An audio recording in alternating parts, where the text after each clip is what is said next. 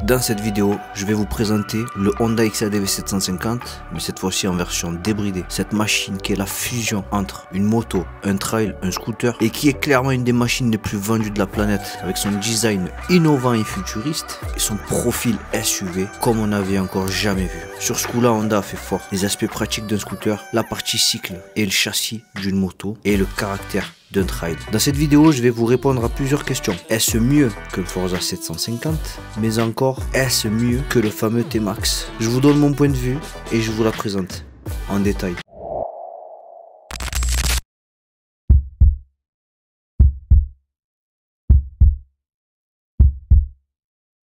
Avant qu'on commence, je tiens à remercier la concession Sporting Moto Honda à Aix-en-Provence. Je vous affiche leur Instagram. Alors c'est la première concession qui m'a fait confiance lorsque je commençais sur YouTube. Donc c'est une concession que j'aime beaucoup. Les vendeurs ils sont super sympas et très professionnels. Donc si vous cherchez du Honda et que vous êtes de la région des Bouches-du-Rhône, c'est par là-bas que ça se passe. N'hésitez surtout pas à leur dire que vous venez de ma part. Ils vous accueilleront bien. Et si vous pouvez bénéficier davantage de réduction grâce à moi, j'en serais ravi. Alors on est parti pour le test de ce XADV 750 modèle 2024, version débridée cette fois-ci.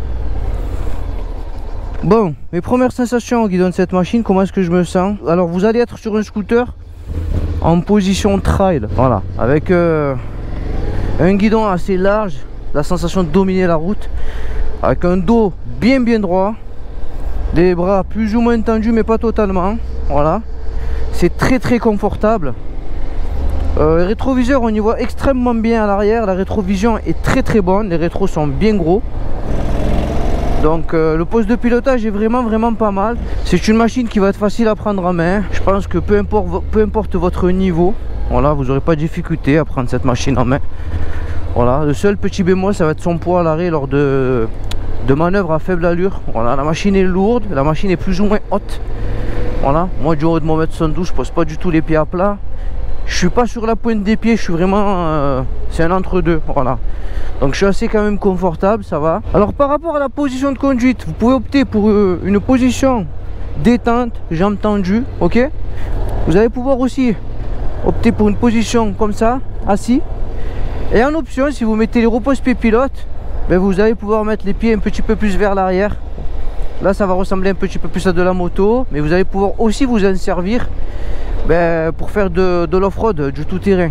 On est d'accord? Sinon regardez, au niveau de la maniabilité, c'est super simple, c'est facile à amener, c'est super agile. Voilà, pas de pointure dans la direction,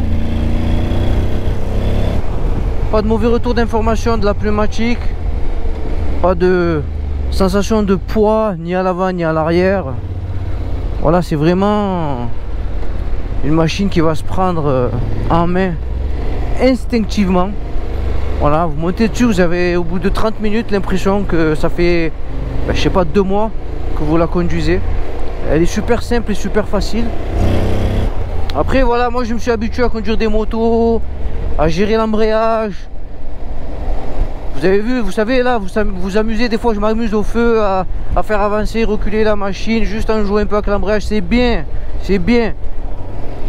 Mais la vérité, hein, scooter c'est bien aussi, tu n'as pas de prendre la tête embrayage par embrayage, tu accélères, tu freines et basta. Pour aller d'un point A à un point B, tu n'as pas envie de te prendre la tête, c'est bien scooter, hein.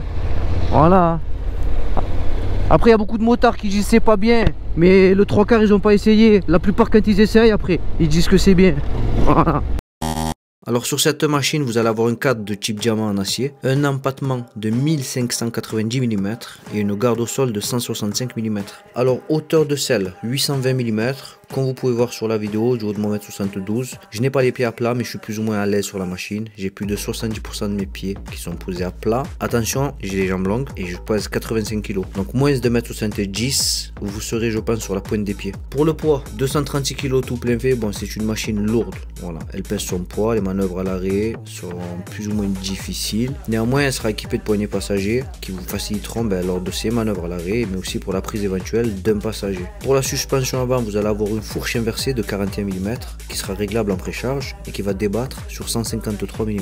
La suspension arrière sera assurée par un mono-amortisseur ProLink plus bras oscillant en aluminium, réglable en précharge et qui va débattre sur 150 mm. Le frein avant sera assuré par deux disques de 296 mm plus étrier à 4 pistons à montage radial ainsi que de l'ABS. Le freinage arrière lui sera assuré par un simple disque hydraulique de 240 mm plus un étrier à simple piston et de l'ABS. Pour les roues, 17 pouces à l'avant, 15 pouces à l'arrière, et pour la pneumatique vous serez monté en 120 à l'avant, 160 à l'arrière.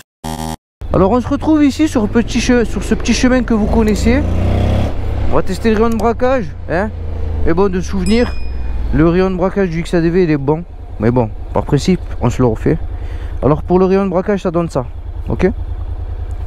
Ça a l'air correct. Bon, je vérifie qu'il n'y a personne derrière, je clignote. Et on y va tout doucement. J'ai pas d'embrayage, donc je vais essayer de manœuvrer vraiment doucement. Ok. Ok.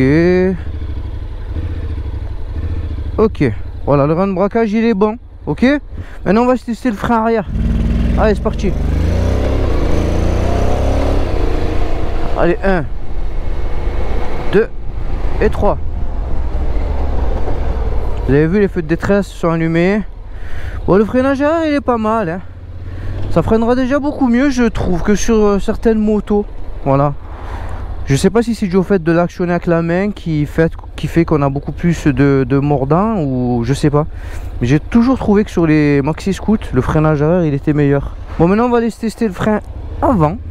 Allez, on est parti.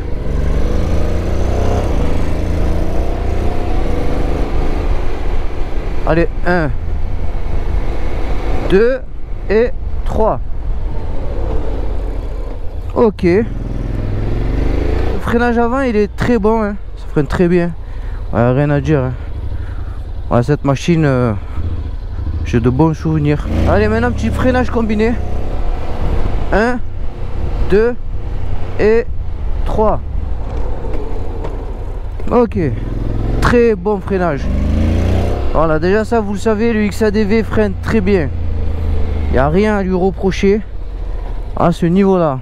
Alors une des qualités de cette machine, une chose que j'ai beaucoup appréciée par le passé et que j'apprécie toujours autant aujourd'hui, ça va être le son de sa ligne d'origine. Je vous fais écouter.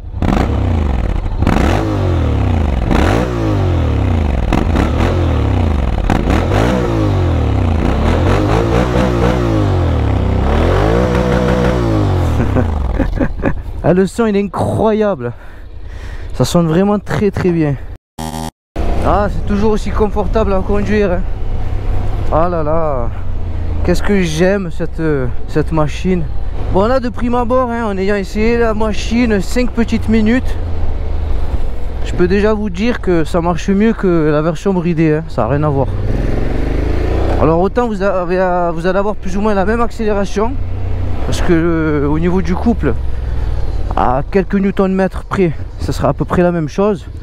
Mais autant vous sentez que là au niveau de la longe, vous avez beaucoup plus sur la version débridée. Bon, là on va rouler sur une imperfection. Là, hop, la seconde elle est ici. Ok, voilà, je suis venu exprès ici pour vous tester les amortisseurs. XADV a de très bons amortisseurs. Je suis désolé pour le feu orange, j'ai pas eu le temps de freiner. Voilà. Bon, XADV a de très bons amortisseurs. Ça fait superbement bien le taf. Ah, c'est une superbe machine. Après les amis, il n'y a que 58 chevaux. Pour beaucoup vont dire ouais c'est pas assez. Oh, il y en a assez 58 chevaux, hein. Ça prend 190 en VMAX. Donc tu te balades avec sur l'autoroute.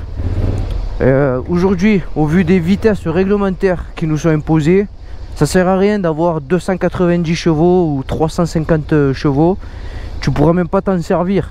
Je tiens à rappeler l'usage de cette machine. Cette machine elle va vraiment être utile parce qu'elle a un aspect pratique. Elle a un coffre, une capacité d'emport. Vous n'avez pas d'embrayage. Alors tous les motards n'aimeront pas ça, le fait de ne pas avoir l'embrayage. Certains considèrent les scooters pas comme des motos. Voilà, les scooters c'est à part et les motos c'est à part. Je fais partie de ceux qui baignent dans les deux mondes. Voilà. Moi je déteste pas les scooters. J'aime les scooters, j'aime les motos. Et moi, de mon point de vue à moi, je trouve qu'un XADV, un T-Max ou un Forza, c'est super pratique. Voilà, parce que vous avez vos freins ici, vos pieds calés, une bonne protection contre le vent. Ça a tout de même un aspect super pratique. Voilà. Je fais partie du groupe XADV France depuis maintenant un an ou deux. Et je vous assure qu'il y a énormément de personnes qui basculent de grosses cylindrées, telles que parfois même des GS 1250 à du XADV. Parce que parfois les gens avec l'âge, ils sont fatigués de devoir gérer l'embrayage, tac tac. Et ils se disent voilà, XADV c'est détente, assis, canapé, voilà, je me prends pas la tête, j'accélère, je freine. Et certes c'est simple, alors peut-être que pour les motards, les conducteurs de scooters ne sont pas des motards. Mais je vous assure que parmi les conducteurs de scooters, il y a parfois des motards. Bref, on ferme les guillemets. Regardez, au niveau de la maniabilité, c'est super maniable, très facile à mener. Les pneus mixtes sur cette machine, on va en parler. Alors ils accrochent bien le pavé, voilà. J'ai de très bons souvenirs moi de la monte de ces pneus. Les Batlax. Waouh. Excellent. Et quand même, je vous assure, hein, c'est pas mou, hein. Ça marche vraiment bien. Il y a largement assez. Et limite, j'ai envie de vous dire, hein, c'est quelque chose comme ça qu'il faut. Et en termes de puissance, je parle. Hein. Par rapport à la législation aujourd'hui et à toutes les limitations de vitesse, c'est quelque chose comme ça qu'il faut. Je dirais entre 500 et 800. Au-delà, ça sert plus à rien. Bon, pour le moteur, vous allez avoir un bicylindre en ligne calé à 270 degrés, donc avec un super comportement. La cylindrée sera de 745 cm3. Vous aurez une puissance de 58 chevaux à 6750 tours minute et un couple de 69 Nm à 4750 tours minute. Pour la transmission, vous allez avoir un double embrayage multidisque, dual clutch transmission, DCT, une boîte à 6 vitesses. La transmission finale se fera par chaîne. Sur cette machine, vous allez avoir un réservoir de 13 litres. La conso sera donnée pour 3,6 litres au 100, je dirais plutôt dans les 4 litres au 100, vous donnant accès à une autonomie dépassant les 300 km avec un plein. Pour la vitesse max, 190 km/h, le 0 à 100 lui se fera en 4,6 secondes. Alors c'est une machine équipée d'une poignée électronique Ride by Wire et de 5 modes de conduite. Vous aurez le mode sport pluie standard, user qui sera complètement personnalisable, et vous aurez le mode gravel, car oui, cette machine pourra faire du tout-terrain. Vous avez aussi du contrôle de traction qui sera bien sûr réglable et désactivable en passant par le mode user, et la machine sera équipée d'un démarrage sans contact, donc la clé reste dans la poche. Alors ce XADV sera garanti 5 ans, les révisions se feront tous les 12 000 km et il se vendra à partir de 12 899 €. Allez, on va se faire un petit départ arrêté, un petit 0 à 100, c'est à titre informatif, je la pousse pas dans ses retranchements. Je vous mets le couple, l'AVMAX et le 0 à 100 en haut de l'écran. 1, 2 et 3.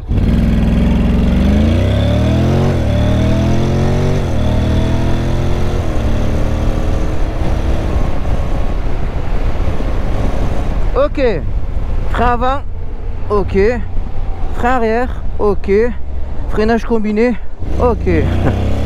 Bon, ça freine très bien, rien à dire. Le freinage est bon sur cette machine, hein. Vraiment il n'y a rien à signaler, hein. Allez, on se refait un petit départ arrêté en mode sport. Je vous affiche la VMAX, le couple et le 0 à 100. 1, 2 et 3.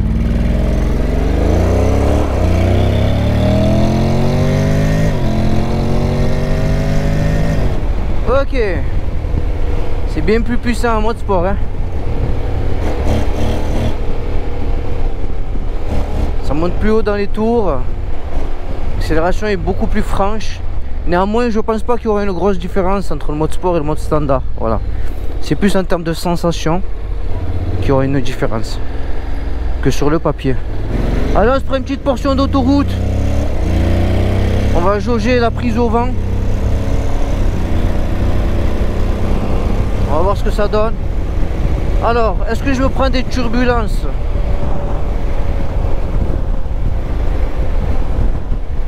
Alors, vraiment, ça va être sur le haut du casque, hein, que je vais m'en prendre. Ouais, sur le haut du casque. Pas vraiment dans les yeux, mais sur le haut du casque. J'ai la bulle en position haute, hein. Alors, au niveau des jambes, ça va, ouais, je m'en prends un tout petit peu, mais Honda vend des déflecteurs. Et avec les déflecteurs, j'ai un très bon souvenir au niveau de la protection au vent. Elle sera vraiment très bonne. Donc ouais, la protection au vent est légèrement perfectible, mais vraiment ça va, c'est pas méchant. Du coup Jimmy, est-ce que la version débridée marche beaucoup mieux que la version bridée? Ouais, ça marche mieux, y a pas photo. Tu le sens, hein. Ouais, je le sentais que mon XADV, en fait, il y avait beaucoup de couple en bas. Mais arrivé à 5-6, ça se calmait bien comme il faut. Et en fait, sur celui-là, ben, arrivé à 5-6, il y en a encore. Et tu le sens même, la distribution, je sais pas, c'est pas... La distribution de la puissance, c'est pas la même exactement. Ah, ouais, c'est différent. Bon, après, mon mode de préféré, ça sera le mode sport, hein. Le mode standard, hein. Le mode sport, franchement, ouais, à voir, à revoir même, je dirais. Faudrait qu'il le refasse, hein. Ouais, au niveau de la cartographie, je pense qu'il faudrait le refaire. Bon Jimmy, faut-il acheter le Forza 750 ou le XADV 750? Ok, je vais vous répondre à cette question. C'est une question qu'on m'a posée énormément de fois.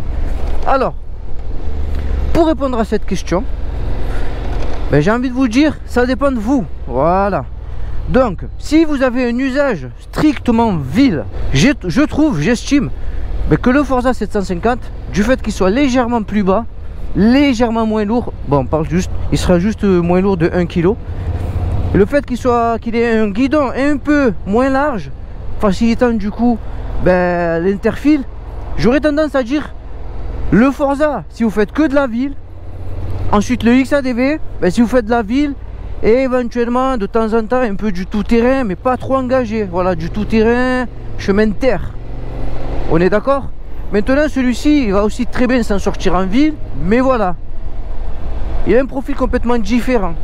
Ensuite, moi personnellement, en termes de design, de look, je trouve plus beau le XADV. J'ai toujours trouvé plus beau le XADV. Voilà, XADV, quand j'ai acheté la première fois, c'est la première machine que j'ai acheté quand j'ai commencé ma chaîne YouTube. Et je l'ai acheté parce que c'était un coup de cœur. Donc moi, j'ai toujours trouvé plus beau le XADV que le Forza. Mais le Forza n'en démérite pas. Ça reste une machine très très belle. Donc voilà, pour tous ceux qui me demandent XADV ou Forza, les amis, ça dépend pas de moi. Ça dépend de vous. Il n'y en a pas une qui est meilleure que l'autre. Les machines ont plus ou moins les mêmes accélérations, les mêmes specs, la même VMAX, le même couple, le même moteur, la même boîte DCT. La seule chose qui change, c'est le carénage. Et le carénage sur l'une a été étudié ben, pour avoir une facilité d'utilisation en ville. Et la seconde, ben, pour être plus ou moins entre guillemets un SUV. Voilà, on est d'accord? Pour répondre à la question, tout va dépendre ben, de ce que vous comptez faire de la machine. On est d'accord? Allez, on se fait un petit tour du propriétaire de ce XADV modèle 2024 débridé, édition spéciale rouge et noir. Voilà, alors n'hésitez pas à me dire ce que vous en pensez dans la barre des commentaires. Moi ce XADV, je le trouve toujours aussi beau. Voilà, au niveau du design, Honda, ils se sont gavés, ils ont tapé vraiment fort. Cette machine est vraiment très très très belle. Les lignes sont incroyables. Regardez le petit carrière, un peu carré là. Je trouve ça vraiment très très beau. La selle qui vient épouser ici un petit peu votre dos. Ici c'est découpé pour venir caler le passager. C'est vraiment beau. Toujours aussi belle cette machine, hein. Boîte dual clutch transmission. On la présente plus. DCT, boîte auto. Vous avez 6 rapports comme sur les vraies motos. Mais l'embrayage automatique. Boîte automatique. Elle va gérer le passement des rapports à votre place. Alors feu avant, clignotant et feu arrière, ce sera tout en full LED. La signature optique avant du XADV, personnellement, je trouve que c'est une des choses les plus réussies sur cette machine. Voilà, le masque avant est incroyable, incroyablement beau. Machine qui sera équipée de pare-main. Vous pouvez avoir des extensions de pare-main. Donc vu que c'est un scooter, vous allez avoir des repose-pieds ici. Pouvoir mettre les pieds en long, ici position assis. Possibilité ici de rajouter des repose-pieds pilotes pour faire du tout-terrain. Moi j'en avais sur la mienne. Les repose-pieds sont dissimulés comme ceci. Donc quand ils sont repliés, honnêtement, ils se fondent assez bien dans le décor. Machine équipée de poignées passagers. Bon pour la manœuvre à l'arrêt, mais aussi pour la prise éventuelle d'un passager. Alors on vient au coffre. Capacité d'emport un casque. Alors honnêtement, quand je l'avais, je trouvais que ça lui faisait défaut de mettre aussi peu de choses à l'intérieur. Mais après avoir pris des machines sans capacité d'emport, croyez-moi que avoir ne serait-ce que la capacité d'emport d'un casque, c'est déjà énorme. Voilà, vous pouvez ranger votre antivol. Donc partout où vous irez, vous aurez votre grosse chaîne avec vous pour pouvoir attacher votre moto sur un point fixe. Et lorsque, bon, vous ne pourrez pas mettre l'antivol et le casque. Et lorsque vous sortirez l'antivol pour attacher votre moto, vous pourrez mettre votre casque. Mais attention, ça s'ouvre très facilement. Donc moi, je laisse jamais mon casque à l'intérieur de la moto. Donc transmission par chaîne, une jante en 17 à l'avant, une jante en 15 à l'arrière, des pneus mixtes, donc c'est du Bridgestone Battlax, ça fait très bien le taf. Dites-moi ce que vous en pensez en rouge comme ça, hein. C'est plutôt pas mal je trouve, hein. Alors une bulle qui sera réglable sur plusieurs positions. Alors là vous aurez la position la plus haute, vous tirez sur le pitchoun là, vous la descendez, position basse, voilà, je crois qu'il y a 5 crans. Bon moi je vais faire l'essai en position haute. Le guidon large de l'Africa Twin, voilà, vous donnant un très bon bras de levier. Allez, on se fait un petit tour des commandes. Alors qu'est-ce qu'on a? Le bouton fonction pour pouvoir éventuellement piloter des feux longue portée et des poignées chauffantes, tout ceci ce sera en option bien sûr. Le petit joystick au bas gauche droite pour pouvoir naviguer à l'intérieur de l'écran TFT. Le bouton mode, sur cette machine vous aurez plusieurs modes de conduite, donc pluie, gravel, user, sport, standard. Personnellement mon mode préféré c'était le standard. Ça va jouer sur la puissance, engine braking, le frein moteur, le D, ça va être pour la gestion du D ou du neutre, voilà, la boîte vitesse, d'accord. Le T de traction control et l'ABS, donc chaque mode aura une cartographie complètement différente. Klaxon, clignot, feu de détresse, gâchette moins parce que la machine c'est une boîte auto, mais même en étant en boîte auto vous pouvez l'aider. Gâchette plus, le bouge-tourne pour les appels de phare sera ici. Levier de frein arrière qui sera réglable, ça c'est très bien. Un petit frein de parc, c'est super utile, personnellement moi j'adore ça. Le petit bouton qui va vous servir à éteindre et démarrer la machine, le bouton pour la trappe à essence et ici le petit bouton pour la selle. Alors de l'autre côté, là vous allez avoir un bouton start pour démarrer et vers le haut pour éteindre. Alors ici ça va être votre petite palette pour pouvoir conduire, donc sur le haut ce sera du neutre, voilà. Vous vous arrêtez, vous voulez mettre le neutre, ce sera là. Le D pour départ. Et là, automatique et manuel. Donc si vous appuyez un coup sur A, vous basculez en automatique. Et vous rappuyez un coup, vous basculez sur M manuel. Là, la machine, il faudra l'utiliser avec les gâchettes plus et moins. Ok. Un levier de frein qui sera réglable aussi. Alors sur cette machine, vous allez avoir un petit vide-poche ici, qui sera pas bien profond, hein. Voilà, vous pourrez même pas y mettre, selon moi, un téléphone. De plus, ça se verrouille pas. Donc, je pense que ça va vraiment être un vide-poche plus qu'autre chose. Ensuite, coffre qui sera équipé d'une prise USB qui se situe là. Voilà. On notera juste qu'il y a un seul vérin. Donc ça fait un petit peu balancier. Voilà, faut être vigilant et toujours penser à le refermer avec précaution. Ok. Alors on aimera le guidon naked. Très bien, vous voyez là le petit réglage de la fourche avant, chose qui n'est pas présent sur le Forza 750, mais qui va rendre ce XADV un poil plus confortable, point de vue des suspensions du moins. Pour l'écran TFT ça donne ça, vous aurez plusieurs affichages. Alors dessus vous avez la température extérieure, c'est super, chose qui est absente sur le Transalp 750 que j'ai possédé aussi. Là vous avez l'heure, le compte tour, la vitesse c'est écrit bien en gros, vos modes de conduite avec les cartographies moteurs ici, le rapport engagé et en dessous vous avez différentes informations que vous pouvez faire défiler, tels que trip A, trip B et les consommations instantanées. Là vous avez votre niveau de carburant restant, donc c'est assez complet. Vous avez la possibilité de basculer sur un fond noir, un fond gris et vous avez plusieurs types d'affichage, donc c'est super complet, c'est très facile à prendre en main. Voilà, je noterai juste malheureusement l'absence d'un régulateur de vitesse qui selon moi aurait rendu cette machine parfaite. Bon, on va parler un peu des plus et des moins de ce XADV 750. Alors déjà ce que je vais mettre d'emblée dans les moins, et pourvu qu'on m'entende et rectifie ça, c'est l'absence d'un régulateur de vitesse. Honnêtement moi tu mets un régulateur de vitesse à cette machine, je signe direct, je le prends. J'achète de suite. Ah, je le reprends et je crois que je le garde un bon moment. Voilà. Parce que moi par rapport à mon quotidien, l'usage que j'ai, avoir un scooter c'est pratique, avoir une capacité d'emport c'est pratique. Et en plus de ça, si tu mets un régulateur de vitesse, c'est le top. Donc je sais, vous allez vous dire, ouais mais Jimmy pourquoi tu prends pas le T-Max? Il y a un régulateur de vitesse, nanani nanana. Ok, c'est vrai, j'y ai déjà songé. Mais le problème avec le T-Max c'est le prix d'achat, 15 900, c'est trop cher. C'est abusé. Voilà, 15 900 pour un maxi scoot de 500 cm3, c'est juste impossible. Voilà, moi je peux pas acheter ça. Voilà. Et l'XADV pour moi ça reste un bon compromis, XADV Forza. Et en plus de ça, le T-Max, les révisions tous les 5000 km, non merci. Voilà. Malgré que j'adore la machine, c'est une machine qui est très belle aussi. Mais voilà, tout ça c'est vraiment pas pratique. C'est cher en entretien, c'est cher à l'achat. Honnêtement, à 15 000 €, on peut déjà taper dans de très bonnes machines. Je pense par exemple à même chez Yamaha, une Tracer 9, je crois que ça sera 14 et quelques. Donc honnêtement, mettre 16, quasiment 16 dans un maxi scoot, non, c'est juste pas possible. Mais après ça reste juste mon avis les amis, vous pouvez avoir un avis complètement différent du mien. Alors Jimmy, pour répondre à la question, XADV ou T-Max? Ah, très bonne question. Alors, pour répondre à cette question, là ça restera mon avis à moi. J'aurais tendance à dire que Désolé pour la voie des bus, mais voilà, il y avait le camion derrière, j'aime pas rester derrière les camions. Alors j'aurais tendance à dire que pour faire que de la ville, un peu de l'urbain de temps en temps, ou un peu des chemins de campagne de temps en temps, XADV. Moi personnellement, si je fais beaucoup de ville, pour la vie de tous les jours, je dirais XADV. Voilà, c'est moins cher à l'achat, même si vous l'équipez de crash bar, feu additionnel, poignée chauffante, ça restera moins cher qu'un T-Max, ok. Ensuite en entretien, rapport qualité-prix, c'est encore moins cher un XADV. Je suis désolé, révision tous les 12 000 km ou une fois par an, un petit check-up, c'est moins cher que tous les 5 000 km. Faire une vidange, des filtres et tralala. Donc moi je vois les choses comme ça. Marque-moi ce que toi t'en penses dans la barre des commentaires. Allez, on va commencer à parler des plus et des moins. Alors ce que je vais mettre dans les plus, ben, ça va être la réponse au gaz. Ouais, j'aime bien. Le son de la ligne, j'aime bien aussi. Ça sonne bien, ça sonne mieux qu'un T-Max. Dans les plus, je vais mettre le confort général. Dans les plus, je vais mettre la maniabilité. Je ne mettrai pas l'accessibilité parce que c'est quand même une machine un peu haute.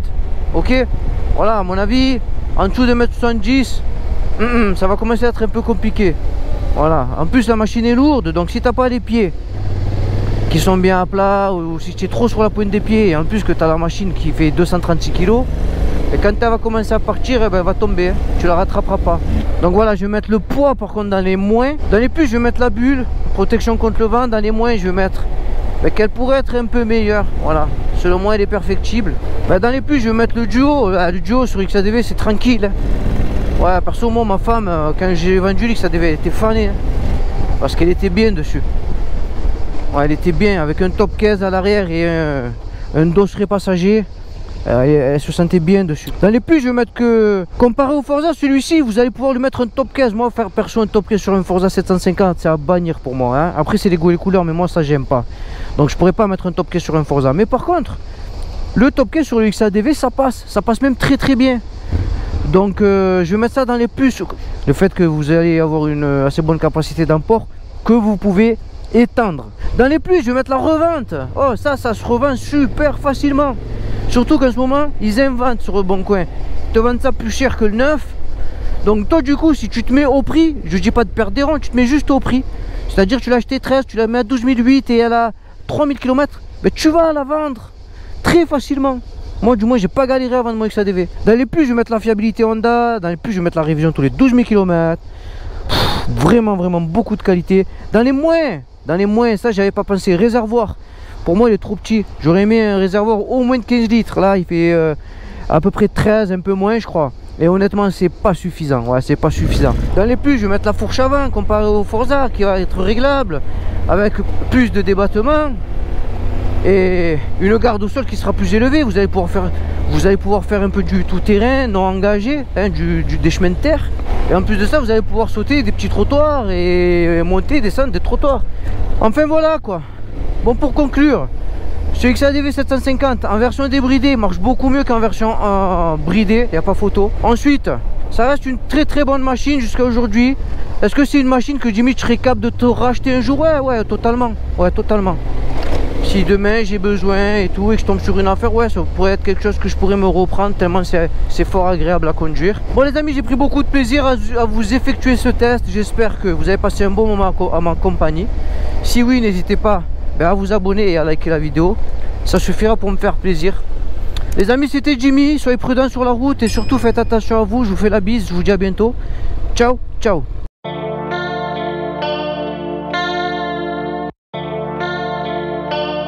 Yeah.